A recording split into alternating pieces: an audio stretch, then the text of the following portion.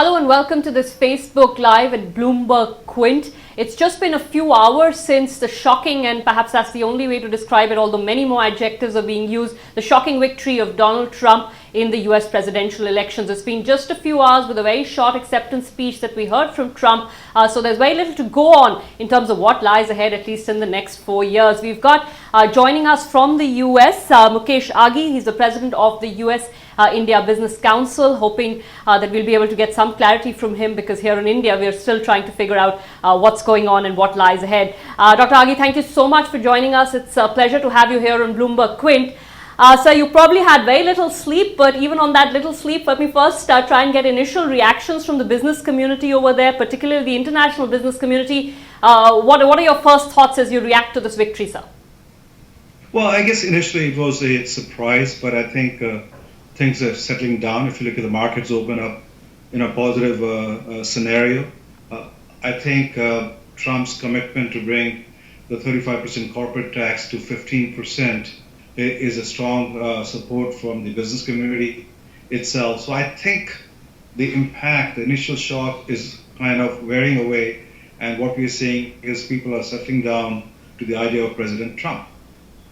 Dr. Aghi, at least for us here in India, unlike Senator Clinton, from who we had slightly deeper indication of what her policies may entail, with Trump, it's a little bit of a black hole, at least in terms of sector-specific policies. Before I get to that, though, he's taken a very hard stance on trade, particularly trade that may have, detrimental impact on, say, employment in the US. But that's a very broad brush approach to take. Surely, as President Trump, as opposed to candidate Trump, there'll be far more nuances to the trade policy.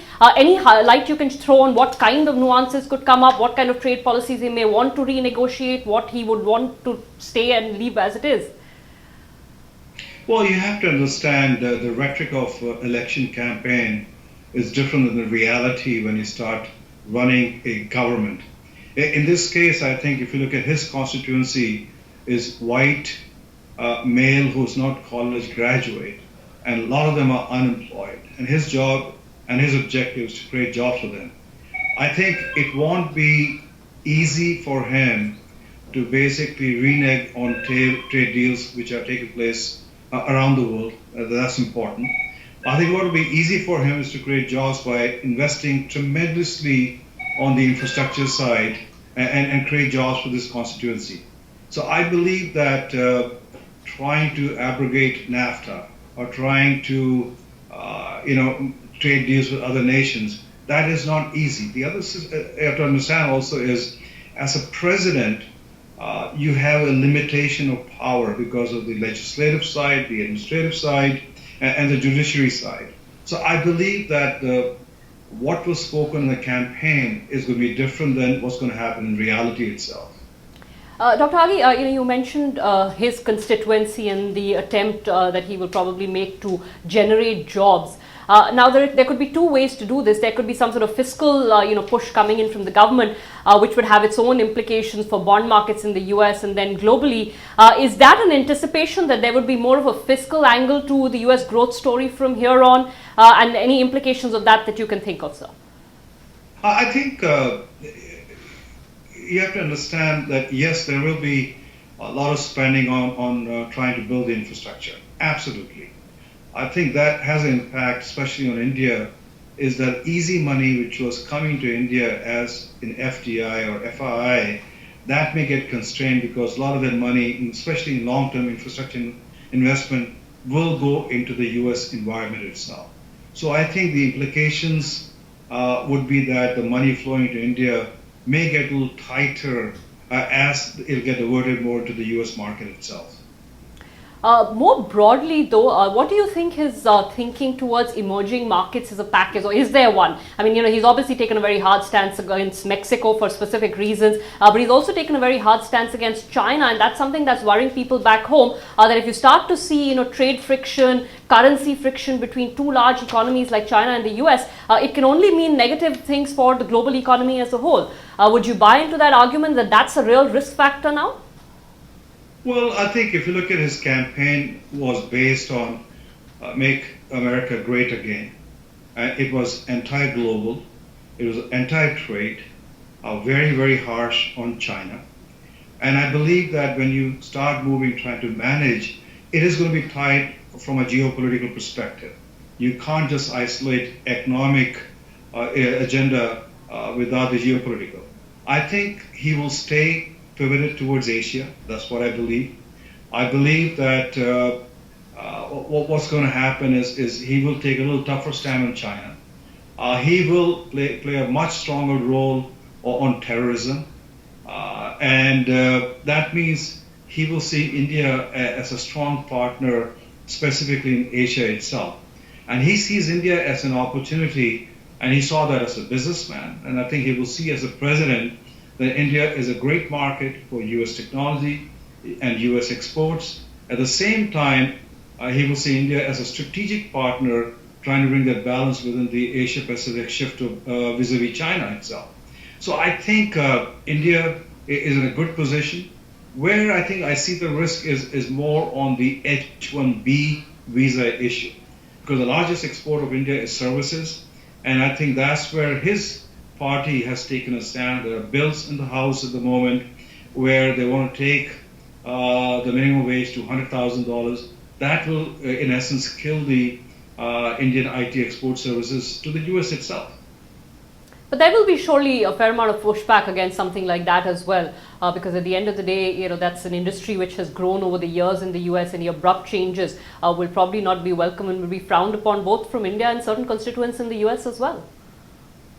No, absolutely, because at the end of the day, it's the US businesses which benefit from the IT services of India. It makes them cost efficient, it makes them competitive, and so I think there'll be pressure from the US business community that should not be disrupted. I think from India's side, yes, it can be disrupted, but then, we're not trying to export physical goods into the US. They can always take their jobs back to India and basically do their job from India itself. So I think my feeling is it'll be not as disruptive as we think it is going to be, but I think it is a cause of concern also. Dr. Aghi, can you throw any light on the implications for the pharmaceutical sector? There was, a bit of a rally in pharmaceutical stocks. There was some loose talk about how, if he starts to dismantle Obamacare, there could be implications for companies based out of India and other emerging markets which are in that business. Can you help us understand anything about his healthcare policies which could have implications for companies here? He has not come out very clearly as to what the solution is going to be if he's going to place Obamacare. But at the end of the day, it's about cost and efficient services. And I think the Indian generic exporters from India on the drug side play a very pivotal role. They have 30% of the market in the US, and they provide almost $20+ billion of savings to the US government. I think you will see continued growth taking place in that area, because he has to figure out how to bring the cost down on the health services. I think on the big pharma side, the issue is going to be more on the IPR. And if you look at large pharma companies seem to reconcile with India's IPR policy. They may not be 100% satisfied, but I believe that they are comfortable the direction the government of India is going in trying to protect their interests itself. So I believe that on the health side, you will see much more growth coming in for Indian generics in the US markets. Dr. Aghi, one last question, and I'm coming back to the macro. At the end of the day, the health of the US economy perhaps matters the most to all of us here in emerging countries. We are very dependent on fund flows, at least right now.